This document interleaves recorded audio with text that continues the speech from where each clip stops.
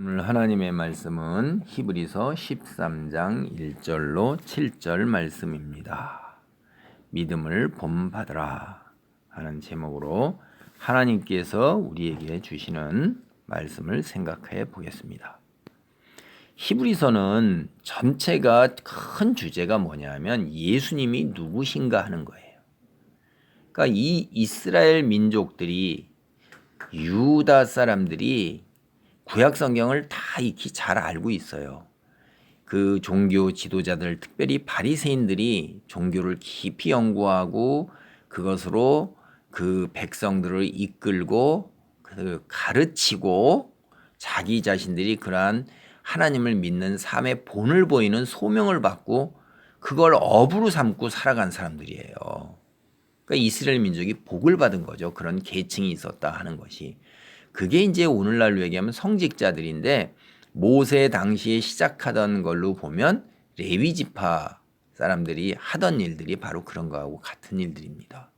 그러니까 이스라엘 민족에는 일찍부터 하나님께서 세우신 사람들이 있던 거예요. 하나님의 말씀을 듣고 읽고 깨닫고 가르치고 배우고 그리고 그런 삶을 사는 걸 본을 보이는 걸 업으로 하면서 하나님께서 주시는 것으로 먹고 사는 문제를 해결했다 이 말이에요. 그리고 이스라엘 민족 나머지 민족들은 어떻게 했어요? 그들을 위해서 자기 소득의 일정 부분을 내놔서 그들을 먹여 살리도록 하나님께서 그렇게 하셨어요. 그래서 그들은 땅을 분배받아 나눠 가질 때 다른 족속들하고 다른 방법으로 분배를 가진 걸 우리가 구약 성경을 보면 압니다. 다른 민족들은 일정 지역을 다 줘서 그 지역을 가지고선 토지 소산을 가지고서 그 생업을 삼도록 산업을 삼도록 했지만 하나님께서 레위 지파는 하나님 당신을 기업으로 삼도록 했어요. 산업으로 삼아서 하나님이 먹이시고 입히시고 채우시니까 너는 하나님을 섬기는 일에 전념하라 이렇게 하고 하나님이 부르신 것입니다.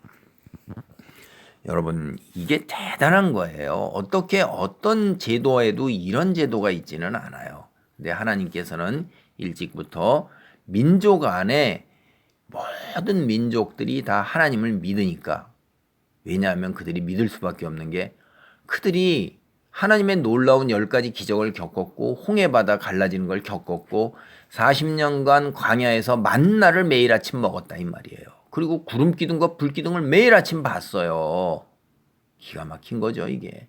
그러니까 이스라엘에 사는 모든 집안은 다 자기 자식에게 보고 듣고 겪은 거를 미주알 고주알 얘기하는 거예요. 그리고 외우는 거예요. 그 이야기가 모든 집안에 다 전해져 내려온다 이 말이에요. 이게 상상이나 되는 이야기입니까? 세상에 어느 민족이 그런 이야기가 있어요? 호랑이와 곶감 이야기가 우리 모든 집안에 다 내려오나요? 단군 신화가 우리 모든 집안에 내려오나요? 이런 게 아닌 거예요. 일본 민족도 일본에 지내 그 자기들의 개국 신화 뭐 이런 게 만들어낸 이야기이기 때문에 집안마다 다 구구절절히 내려오지 아니하고 뒤에 가서 책이라는 걸 통해서 있다고 그렇게 하고 가르치려고 후손들을 그러는 거잖아요. 어디 다른 민족은 안 그런가요? 중국도 그렇고 이탈리아도 그렇고 다 그런 것이 그 다음에 하다못해 그리스 로마 신화도 그렇다는 것이지요. 아는 사람만 아는 거예요. 이스라엘 민족 아는 사람만 아는 게 아니라 모든 사람이 다 알아요. 모든 집안의 어른들이 다 알아서 그 자식에게 전해주고 자식이 또 자식에게 전해 내려오는데 하나님의 역사를 다 몸으로 겪으면서 내려온 거라 이 말이에요. 이들이. 그러니까 이스라엘 민족 하면 그 민족은 하나님 머릿속에 박혀 있는 거예요. 그 이스라엘 민족 그 누구도 그런 하나님이라는 것에 대해서 머릿속에 박혀 있는 거에서 떠날 수가 없는 거예요. 그게 이스라엘 민족의 대단한 것입니다. 그래서 이러한 이스라엘 민족들에게 주는 말씀이 뭐냐면 메시아를 보내서 너희를 구원해 주겠다. 하나님께서 그렇게 말씀하신 거예요. 그들이 예수님 오시기 전에 한 700여 년 전 그때 멸망을 당하고 그 다음에 뒤에 남유다 왕국도 580여 년 기원전 그쯤에 멸망을 당했어요. 그리고 국가가 없어진 거예요. 그들이 그때 포로로 돌아와서 들었던 이야기가 뭐냐 하면 앞에서부터 이미 벌써 앞에서부터 계속해서 나왔던 것에 예수님에 대한 메시아를 통해서 너희를 구원하겠다는 그러한 예언이 쭉 계속해서 나왔어요. 근데 포로로 돌아온 이후에 그러한 예언들이 더욱 구체화되고 그들이 더 기록을 해놔서 기다리고 있는 겁니다. 예수님 메시아가 와서 자기 민족을 독립시켜줘서 옛날처럼 강국으로 만들어서 하나님의 영광과 위엄이 드러나는 그런 나라를 건설할 것을 기다리고 있는 거예요. 회복되기를 기다리고 있었던 거예요. 그런데 그들이 어떻게 됐어요? 회복된다고 기다렸던 그 메시아라고 오셨던 분이 십자가에 돌아가셨잖아요. 그러니 이거를 받아들이기가 굉장히 어려운 것입니다. 하나님이 이러한 방법으로 뜻밖의 방법으로 오셨을 거라고 전혀 기대하지 못했던 거예요. 엄청난 영광 속에서 큰 능력으로 오셔서 이스라엘을 회복시키시면서 세계 강국으로 만들어 놓으실 줄 알았는데 시골 어디 촌구석에서 이름 없는 청년으로 태어나서 기적을 행하면서 하나님의 말씀을 전하더니 십자가에서 결국 달려 죽었어요. 로마 군대에 의해서. 이게 무슨 메시아입니까? 이스라엘 민족은 메시아를 기다리고 있는 거예요. 그러나 12 제자들은 예수님을 3년 동안 따라다니면서 인간이 아닌 하나님의 놀라운 기적과 말씀을 배웠어요. 그리고 그들이 있었던 당대의 수백 명의 12 제자와 같이 예수님을 따라다니는 무리들이 살아나신 예수님을 40일 동안 만났습니다. 그리고 3년 동안 배웠던 가르침을 다시 상기시켜 주는 거예요. 그들이 예수님 말씀을 다시 보면서 구약과 연계시켜서 다 깨닫기 시작하는 거예요. 그리고 40일 후에 예수님께서 승천하신 모습을 다 같이 지켜봤어요. 수백 명의 제자들이 다 하늘로 올라가시는 예수님을 봤습니다. 자, 돌아가신 것까지도 다 자기네들이 봤죠. 사흘 만에 부활하셔서 나타나신 예수님을 40일 동안 모셨죠. 심지어 옆에서 같이 식사도 같이 하셨어요. 그리고 부활하시는 모습도 봤죠. 이제 뭘 더 이상의 증거가 어디 있겠어요. 그래서 그들이 이제 예수님이 우리가 기다리던 메시아라고 복음을 전하면서 다니기 시작한 것입니다.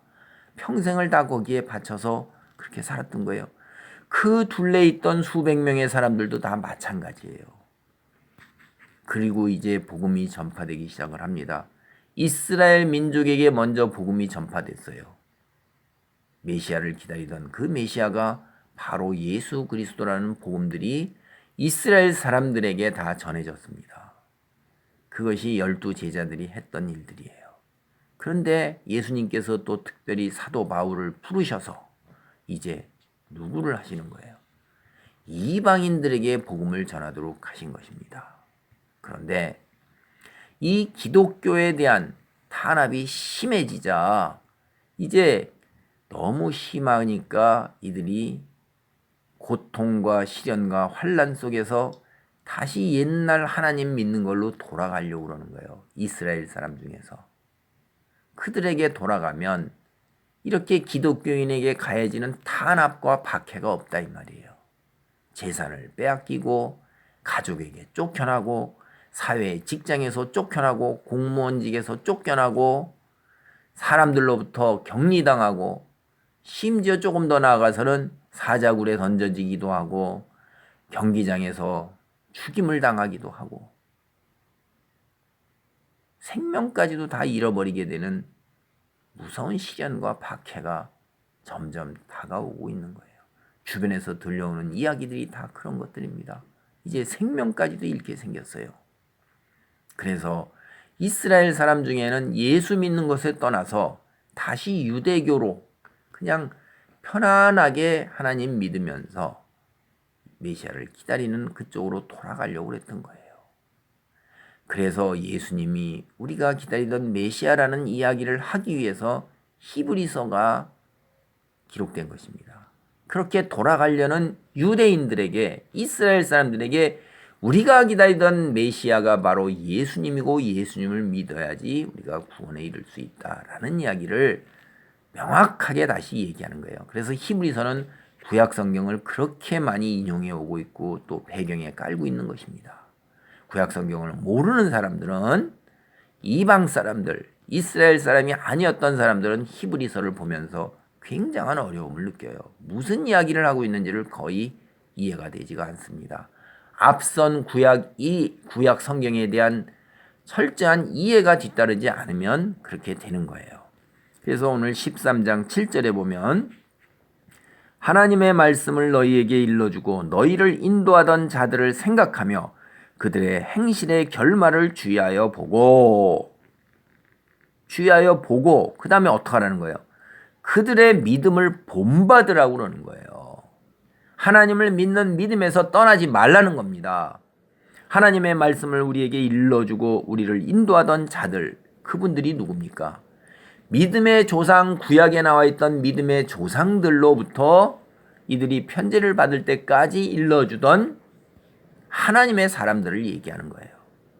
여러분, 하나님의 말씀을 우리에게 일러주고 인도하던 자들, 쉽게 생각해 보세요. 아주 심판 때 누가 있었어요? 노아잖아요.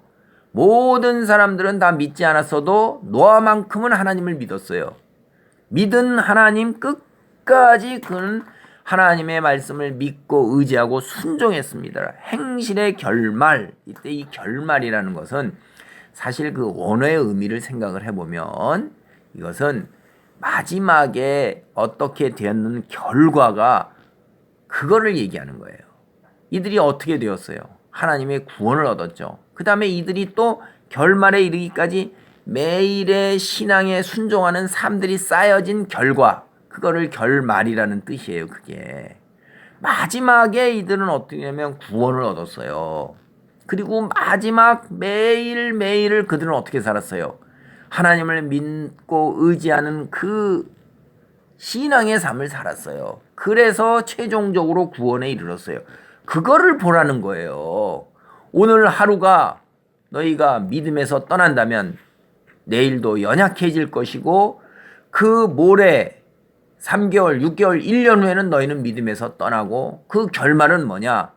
너희는 노아의 홍수 때 믿지 아니하던 자들이 모두 물속에 빠져 죽은 것처럼 너희에게는 사망뿐이 없다.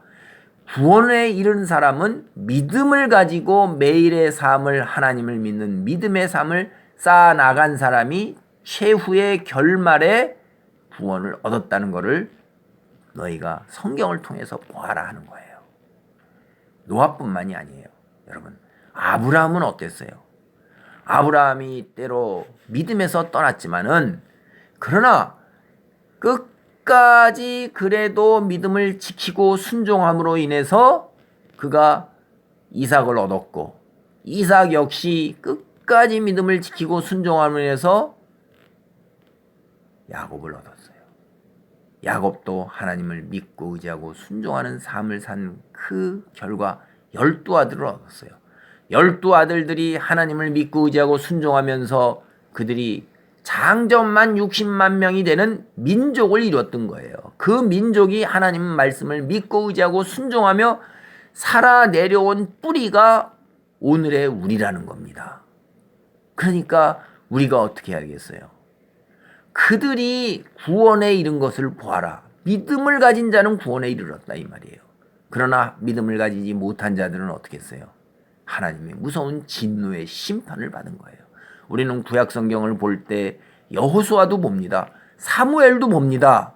다윗도 봅니다. 그러나 안타깝게도 모세의 시대에도 고라와 그 자손들이 하나님을 믿지 않고 대들었다가 땅이 입을 벌려 그들을 삼켜버린 놀라운 사건도 있었고, 하나님의 말씀에 순종하지 아니하고 세상의 재물에 탐욕을 부렸던 아가는 돌로 맞아 일가 다 멸망에 이르는, 죽음에 이르는 그래서 골짜기 아골골짜기라는 이름이 생기고 그게 오늘까지 우리에게 전해내려는 비참한 최후의 결과를 맞은 것을 봐요. 다윗과 솔로몬 왕 같지 아니한 사울 왕의 그 죽음, 그 생애도 참으로 안타깝기 짝이 없습니다. 하나님을 믿지 않고 자기 자신의 지혜를 의지하고 자기의 능력을 의지했던 사울은 결국 자식까지도 다 죽음으로 내몰게 되는 비참한 최후를 맞이했습니다. 우리는 하나님의 말씀을 우리에게 일러주고 우리를 인도하던 자들을 그들을 주의하여 보아야 돼요. 그래서 그들이 끝에는 어떻게 되었는가를 보세요. 사망이냐 구원이냐 둘 중에 하나 외에 중간에 어정쩡한 자리가 없다는 것을 우리는 봐야 돼요. 그래서 우리는 그들의 믿음의 자리에서 구원에 이르렀던 그들의 삶을 봐야 되는 거예요. 하루의 삶이 소중한 거예요. 그날의 삶이 소중한 것입니다. 그것이 쌓여서 결말이 나기 때문에 그런 거예요. 결말은 하루가 없이 결말이 이루어지는 게 아니에요. 하루가 쌓여서 일주일이고 일주일이 쌓여서 52주가 되고 52주가 쌓여 1년이 되고 1년이 쌓여서 10년이 되고 강산이 변하는 거예요. 이렇게 하루의 삶이 강산이 변하는 삶의 결말로 가게 되는 겁니다. 그래서 하루가 얼마나 중요한지 모르는 것입니다. 하루의 시작을 믿음을 본받는 삶으로 시작해야 돼요. 이분들을 보면 우리 시편 기자를 보세요. 새벽을 깨우고 그리고 하루 종일 읊조리고 저녁 때에도 하나님께 감사하며 나아가는 것을 볼 수가 있어요. 우리요 여러분 감사하고 범사에 감사하고 끊임없이 계속해서 기도하고 그런 삶이 우리의 삶이고 믿음을 본받는 삶이 되는 것입니다.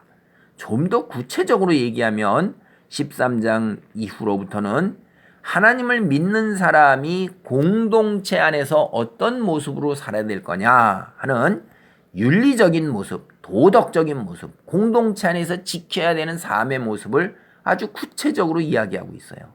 13장 1절입니다. 형제 사랑하기를 계속하고 형제 사랑하기를 계속하고 이것은 믿음의 형제를 얘기하는 거예요. 온 인류가 다 형제라는 것 그거 허망한 구호입니다. 사람들은요 자기들 굉장히 착하고 선한 척으로 얘기를 해요. 뭐 동포애, 인류애, 박애 이러면서 평등을 얘기합니다. 박애와 평등은 서로가 맞서서 대조되는 개념이라 박애를 하게 되면 평등이 무너지고 평등을 하게 되면 박애가 무너지는 거예요. 그런데 구호로만 외치는 겁니다. 되게 웃기는 거죠.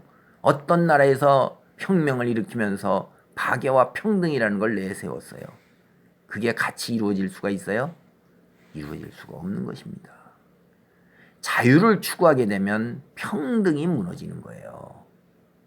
자유를 주는데 어떻게 모든 사람을 다 똑같게 대우할 수가 있어요? 자유라는 것에는 경쟁이 있게 마련이고 시장이 있게 마련이에요. 그러면 그 속에는 잘난 사람이 있고 못난 사람이 있어요. 더 뛰어난 사람이 있고 부족한 사람이 있어요. 자유로 그것을 막아야지 잘난 사람을 막고 뛰어난 사람을 막아서 활동을 하지 못하게 해야지만 다 같이 평등한 결과를 갖고 오게 되는 거예요. 그래서 자유와 평등은 절대로 두 개가 같이 양립할 수가 없는 것입니다. 그런데도 마치 우리는 구호로만 자유와 평등을 얘기하는 거죠. 구호일 뿐이에요. 실제로는 어떻게 돼요? 자기의 탐욕을 채우고 자기중심적으로 자기가 위에 올라서서 자기의 욕심을 채우고 사람을 수단과 도구로 착취하고 갈취해 가는 거예요. 속이는 거예요. 구호로만 내세우고 자기는 그대로 삶을 실천하지 않는 것입니다. 그래서 우리 기독교는 그런 말뿐인 허탄한 뿐인 거짓과 속임수로 위선으로 위장하는 것을 절대 용납하지 않아요. 말은 곧 행동으로 옮겨야 되는 거예요. 형제 사랑하기를 계속하고 모든 인류를 다 사랑하라는 게 아니에요. 우리 믿음의 공동체 안에 있는 여러분이 속한 믿음의 공동체가 어디 있습니까? 지역 공동체의 뿌리를 박은 교회가 여러분이 속한 공동체예요. 그 다음에 가정 공동체가 있잖아요. 하나님이 창조하신 공동체 가정과 교회입니다. 이 둘 안에서 우리는 그리스도인으로서 정체성을 갖고 내 옆에 같이 있는 형제를 사랑하는 거예요. 사랑의 정도는 어떻게 되는 거예요? 자기 믿음의 정도, 성숙의 정도에 따라서 이루어지는 것입니다. 그래서 그 사랑하는 마음을 잃지 말아라 하는 거예요. 두 번째 13장 2절입니다. 손님 대접하기를 잊지 말라. 이로써 부지 중에 천사들을 대접한 이들이 있었느니라. 누가 손님이에요? 내 집에 찾아오는 모든 사람이 손님이에요? 내 집에 누가 찾아와요? 믿음의 형제들이 찾아오는 거예요. 이것 역시 여러분 성경에서 얘기하는 것은 허망한 구호, 실천 불가능한 얘기를 하는 게 아니에요. 잘 생각해 보세요. 손님 대접하기를 잊지 말라. 이로써 부지 중에 천사들을 대접한 이들이 있느니라. 여러분, 이 문맥 속에서 무엇을 얘기하고 있어요? 제가 하는 얘기가 말도 안 되는 얘기라고. 손님, 집에 오는 모든 이들이 다 손님이고 세상의 모든 사람이 나의 형제고, 그런 말뿐이고 관념적이고 추상적인 얘기 하지 말라고 얘기하는 게 제 얘기가 틀렸다고 얘기하면 문맥 속에서 보세요. 부지 중에 천사들을 대접한 이들이 있었느니라. 누가 천사들을 대접했어요? 구약 성경에 대표적으로 세 사람 정도가 나옵니다. 오늘은 시간상 아브라함만 보겠어요. 아브라함이 어떻게 했어요? 손님을 대접했잖아요. 그 중에 누가 있어요? 여호와의 천사 있었고 하나님도 있었어요. 근데 아브라함 집에 찾아온 그분이 누구였겠어요?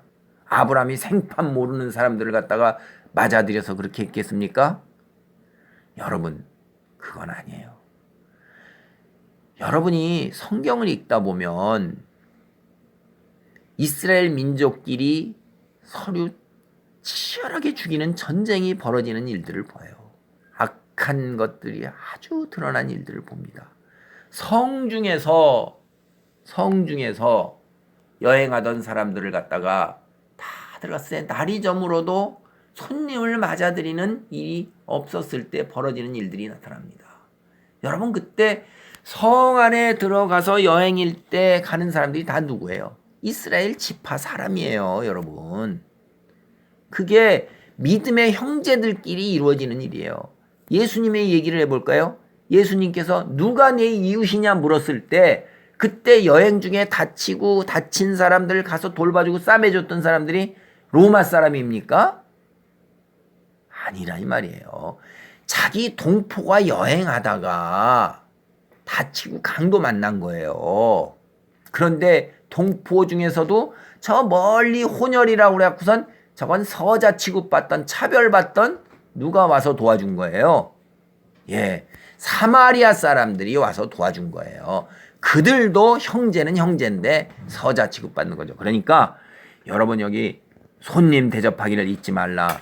같은 그리스도인으로서 믿음의 형제들이면 교회를 넘어서서 알지 못하는 그리스도인이라 할지라도 도움을 줄 수 있을 형편이 될 때 도와줘라 하는 이야기입니다. 이때 당대 어떻게 했어요? 복음을 전하러 다니고 또 돌아다니면서 말씀을 가르치는 사람들이 있었어요. 그들을 대접하고 그들을 어떻게 해요? 후원을 하라는 얘기입니다. 이게 순회 전도자들이 있었고, 그 다음에 그 사도들이나 믿음의 그 전도자들, 이런 사람들이 있었습니다. 여 뒤에 계속 신약 성경 뒤편을 봐도 그런 사람들이 있는데, 그들 중에 거짓으로 그것을 업을 삼아서 그리스도인들을 등쳐먹는 사람들도 있었어요. 그러니까 그것도 분별할 줄 알아야 된다고 뒤에 성경에도 계속 나옵니다. 13장 3절입니다. 너희도 갇힌 것 같이 갇힌 자를 생각하고 너희 몸을 가졌은즉 학대받는 자를 생각하라. 여러분, 그리스도인으로서 옥에 갇힌 일들 참 많아요. 사도 바울 생각해 보세요. 그러니까 우리 그리스도인의 믿음의 형제들 혹은 우리의 사도들이 갇혀 있어요. 그럼 그들을 생각을 하고 그들이 육신으로 얼마나 고통 속에서 외롭겠어요. 이 감옥에 불기 하나 없어요. 얼마나 춥겠습니까? 사도 바울을 보면 추워요. 먹는 거 제대로 먹겠습니까? 학대받는 자를 생각해 보면 갇혀 있는 자들이 춥고 굶주리고 얻어맞고 이거를 생각하면서 나 또 몸을 가졌으니까 그들 역시 춥고 갈증나고 배고프고 그 어려움을 겪는 것을 생각해서 그들을 생각하라는 거예요. 누구예요? 이들도 믿음의 형제들인 것입니다. 세상의 모든 옥회에 갇힌 사람들을 가서 찾아가서 그들을 도우라 하는 얘기가 아닌 거예요. 4절입니다. 모든 사람은 결혼을 귀히 여기고 침소를 더럽히지 않게 하라. 음행하는 자들과 간음하는 자들은 하나님이 심판하시리라. 고대 사회에서 음행하고 간음하는 거 이거는 떡 먹는 거예요. 떡 먹는 거. 오늘날도 우리 생각해 보세요.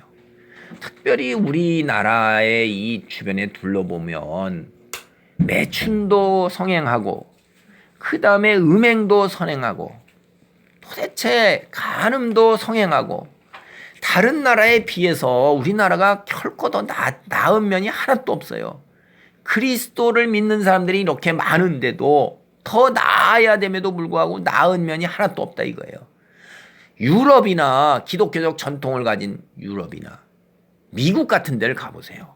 여러분, 결혼을 귀히 여기고 침소를 더럽히지 않으며 음행하지 아니하고 간음하지 않은 일이 우리보다 더 이런 기준에서 엄격했으면 엄격했지 우리보다 더 흐트러지진 않았다 이 말이에요. 우리는 마치 안 그런 것처럼 겉으로는 굉장하게 엄격하게 도덕적 잣대를 높이 세우고 말로는 그렇게 하면서 실상 그 뒤 이면에서는 부끄럽기가 짝이 없는 거예요.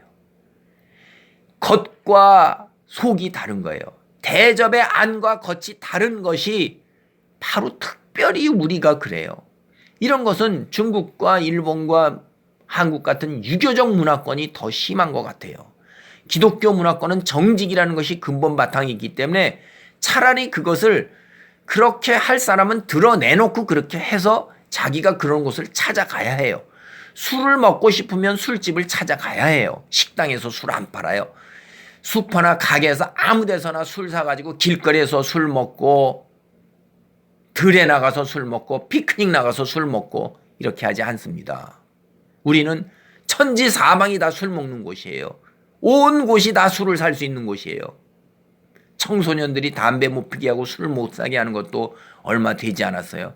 그런데도 그들이 어떻게 돼요? 다른 사람을 통해서 술 사고 담배를 사잖아요. 미성년자에게 술 담배를 팔아서 신문기사에 나오는 일도 있잖아요. 이거요. 미국이나 유럽이나 서구에서는 생각도 못할 일이에요. 미성년자에게 술 팔고 담배 팔아요? 망해요. 망해. 우리는 그냥 벌금 내고 마는 거예요. 그리고 어디 술을 아무 데서나 다 먹어요. 도대체 이런 나라가 어디 있어요. 그리고 부끄럽기 짝이 없는 것이 전화만 하면 여자들이 커피를 가지고 또르르 달려오고 이곳저곳이 다 매춘이고 이곳저곳에 술집에 여자들이 있고 세상에 이런 나라가 어디 있어요. 기독교적 나라에서는 이런 나라가 없습니다. 자기가 매춘을 하고 싶으면 유럽 같은 데서는 그것을 아예 드러내놓고 직업으로 공인하고 세금도 내게 하는 나라들도 여러 데 있어요. 그런데 가는 거예요. 미국은 매춘 자체가 불법이에요. 그건 안 됩니다.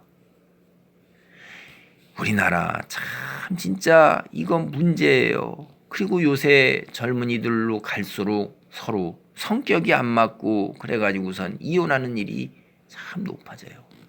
하나님이 뭐라고 그러셔요? 짝지어준 자를 나뉘지 말라고 그랬잖아요. 근본 정신이 그런 거예요. 근본 정신이 그렇다는 말을 제가 말씀드려요. 그래서 모세가 뭐라고 그래요? 이혼장 써주면 이혼하라 이렇게 했잖아요. 그러니까 예수님께 와서 모세는 이혼장 써주고 이혼하라고 그랬는데요. 이러니까 예수님이 뭐라고 그러세요? 근본 정신을 해석해 주시잖아요. 문자 그대로 형식적으로 율법 조문에 얽히지 않는 것을 모세도 그렇게 얽히지 않았어요. 예수님도 그렇게 얽히지 않았어요. 왜 그런지 아세요? 너희가 너무나도 악하기 때문에 그대로 하나님 말씀을 100% 온전하게 지키지 못한다는 걸 아는 거예요. 그럼 너희는 멸망해서 죽어요. 그래서 튀어나갈 숨통을 열어주는 거예요. 예수님도 그렇게 숨통을 열어주는 거예요. 너희가 악하기 때문에 모세가 그렇게 너희 숨통을 열어줬다는 거예요. 그러니까 너희는 어떡하냐? 간음한 이외에는 이혼하지 말라고 예수님은 다시 숨통을 열어주는 거예요. 간음한 여자를 데리고는 도저히 못 살겠다 내가. 그래. 내가 너희들이 얼마나 연약하고 내가 사람을 사랑하지 못하고 내가 음욕이 부릴 듯 일어나는데 처리 못하니까 숨통을 틔워주는 거예요. 여러분, 하나님이 짝져진 것을 나누지 못할지니라라는 것이 근본이고요. 그 근본 정신을 우리에게 잘 살려서 하나님께서 숨통을 터주신 것도 잘 생각해 보시는데, 그러나 결혼은 귀히 여겨야 되고 침소를 더럽히지 않아야 되고 음행과 간음은 하나님의 너무 무서운 심판이 있으니까 생각하면서 그거는 멀리 해야 되는 거예요. 그러니 사탄, 마귀, 악한 영들은 이런 것들로 우리를 틈타고 들어옵니다. 세상에서 넘어지는 사람 중에 아주 몇 가지 중에 하나가 바로 모든 사람들 예외 없이 넘어지는 것들이 뭐예요? 이 간음과 음행으로 인해서 넘어지는 거예요. 고대 역사로부터 오늘에 이르기까지 사회적 지위와 권력 지위와 명성을 얻었다 할지라도 한순간에 지옥의 나락으로 떨어지는 것이 바로 인간의 이런 면 때문에 떨어지는 겁니다. 정욕으로 인해서 떨어지는 거예요. 이 부분 우리가 늘 경계하면서 조심해야 돼요. 너나 할 거 없이 저도 마찬가지고 여러분도 마찬가지고 굉장히 조심해야 하는 거예요. 우리가 육체를 가지고 살기 때문에 그렇습니다. 13장 5절입니다. 돈을 사랑하지 말고 있는 바를 족한 줄로 알아. 돈을 사랑하지 말라는 거예요. 누구를 사랑해야 돼요? 하나님을 사랑해야 되는 거예요. 그럼 돈은 우리에게 필요 없느냐? 그런 이야기가 아니잖아요. 이 문맥을 보세요. 그가 친히 말씀하시기를 내가 결코 너희를 버리지 아니하고 너희를 떠나지 아니하리라 하셨느니라. 이게 보면 뒤에 신명기 31장 6절에 나와요.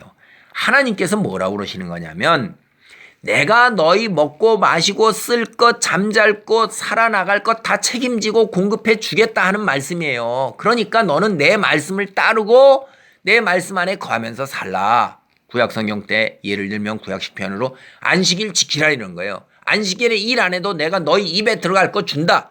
너희 옷 입을 거 채워준다 하시는 거예요. 외적의 침입으로부터 내가 보호한다 하는 거예요. 안식일 지키라는 거예요. 하나님 말씀 지켜 살라는 거예요. 그러니까 뭐예요? 살인하지 말라, 간음하지 말라, 도둑질하지 말라, 거짓 증거하지 말라, 내 입에서 탐내지 말라 하는 인간사의 계명을 다 지키고 안식일 지키고 우상 만들지 말고 하나님 이름 함부로 여기지 말고 하나님만을 믿어라. 이런 거 지키고 살라 하는 거예요. 그런 것보다도 돈을 우선순위에 놓으면 너는 망한다 이 말이에요. 내가 너를 버리고 너를 떠나겠다는 거예요. 하나님이 우리를 버리고 하나님이 우리를 떠나면 우리는 어떻게 돼요? 우리 스스로 먹고 살려고 애를 쓰다가 헉헉거리다가 제대로 이루지도 못하고 죽고 끝나는 거예요. 그러니까 돈을 사랑하지 말고 하나님을 먼저 내세우라는 거예요. 성경 먼저 읽고 예배 먼저 참석하고 기도하고 다른 사람 사랑하는데 자기의 능력과 성숙 정도에 따라 사랑하고 이렇게 하면 하나님께서 내가 필요한 돈 채워주신다는 겁니다. 이게 그런 얘기예요. 돈을 절대 귀하게 보지 말라. 흔하게 봐라. 허투루 봐라. 저 위에 올라가서 뿌려라. 이런 얘기가 아니라는 거예요. 억지 쓰지 말고 문맥 속에서 무엇을 얘기하는가 하는 걸 잘 보세요. 6절 그러므로 우리가 담대히 말하되 주는 나를 돕는 이시니 내가 무서워하지 아니하겠노라. 사람이 내게 어찌하리요 하노라. 사실 우리가 이 세상에 살아갈 때 우리 생각으로 우리한테는 하나님은 영적이라 당장 역사하지 않으세요. 근데 당장 내가 굶어야 되는 것은 돈이 없으면 굶어요. 그러니까 나한테 결정적으로 중요한 게 뭐예요? 돈이에요. 그리고 돈 있으면 이게 능력입니다. 하고 싶은 일 거의 다 할 수 있어요. 무서울 정도로 이게 돈이 능력이 있어요. 사람도 부립니다.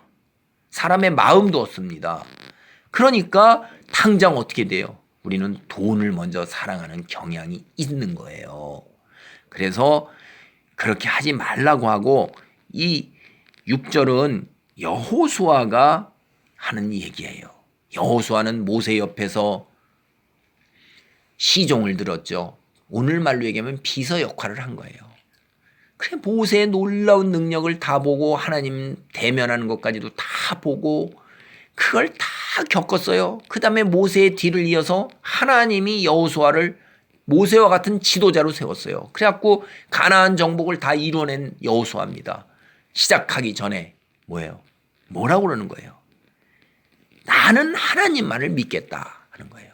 하나님이 살아계시고 이 땅의 주인이시라는 걸 너무나도 명백하게 하니까 나는 사람 그거 무서워하지 않는다 이 말이에요. 그래요. 여러분 돈 어떻게 벌어요? 사람과의 관계 속에서 벌죠. 그러나 하나님을 믿고 따르겠다 이는 거예요.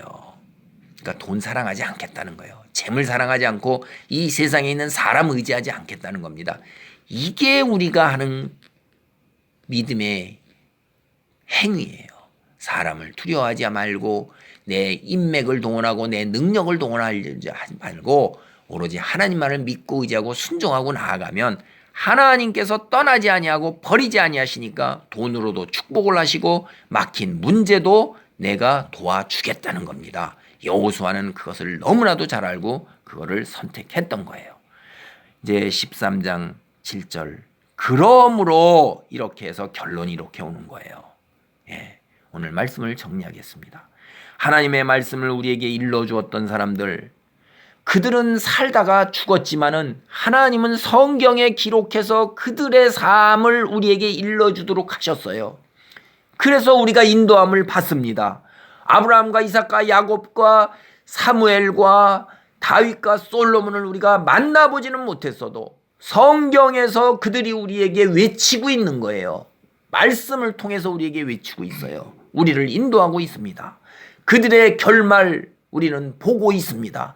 삶 속에서 시련과 고통을 겪었고 때로는 유혹으로 실패하기도 했지만은 그러나 대부분은 늘 언제나 하나님을 믿고 순종하며 나아갔던 그들이 영광스러운 자리에 이르는 결말도 우리가 봤어요. 그러니까 오늘 13장 1절로부터 6절까지 하시는 말씀 형제 믿음의 형제를 사랑하고 또 알지 못하는 믿음의 사람도 분별해서 그들을 대접할 수 있어야 되고 그리고 믿음으로 인해 고통과 시련과 어려움을 갖고 때로는 옥에 갇히는 사람도 우리는 생각을 해야 되고 그리고 우리는 결혼을 귀하게 여기고 돈보다 하나님을 더 사랑하고 믿고 의지하고 순종하고 나아가도록 그렇게 살라고 우리에게 오늘 믿음을 본받아라 라고 오늘 하나님이 말씀하고 계십니다. 이 말씀 그대로 이 우리의 믿음의 조상들의 삶 우리를 인도해주는 그들의 삶, 그들을 그대로 본받는 귀한 자리에 있기를 바랍니다. 아멘.